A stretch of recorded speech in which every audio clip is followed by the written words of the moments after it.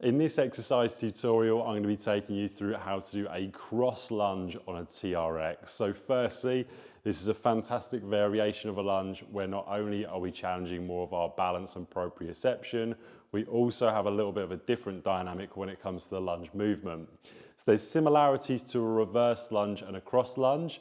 So I just want to go through what that looks like standing before we then start to go onto the TRX. So a reverse lunge is where we are bringing one leg in reverse, so behind the body, and then we come back up. However, a cross lunge, whilst it's similar, is where we bring one leg behind the body, but away as well, so diagonally away from the body. And that looks like this.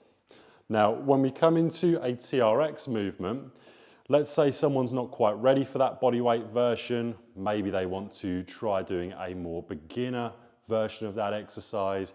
Maybe they're trying to improve their depth, previous knee injury, rehabilitation and whatnot. This is fantastic. This is a brilliant way to give someone that security on an exercise because they've got their hands involved, which means if they come down into the lunge, they can't get themselves back up, they can always pull themselves back up and assist themselves during the exercise. The whole point is to work the legs and not to be rowing yourself up, but it's an option there if you do need it. So with the TRX, you've got the foam handles and they are going to be in the position of the front of your hip when you are starting the exercise. What I want you to do is I want you to bend the elbows, okay?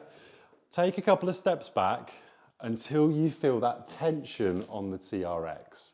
Once you feel the tension on the TRX, your feet are going to be narrow in relation to your start position. So that's going to look like feet more narrow than hip width apart, so narrower than hip width apart. From here, what you're going to do is you're then going to bring yourself into a position where you are coming back and away with the leg. From there, the arms will extend. You're not pulling yourself up at all when you're doing the TRX movement. Your hands are only gripping onto the TRX and your arms are extending for support as opposed to getting involved in the exercise. You can either decide to do all one side, then the other, or you can decide to alternate the movement, coming one side and then the next side. Let's now go into some of the intricacies of the movement. So let's slow it right down.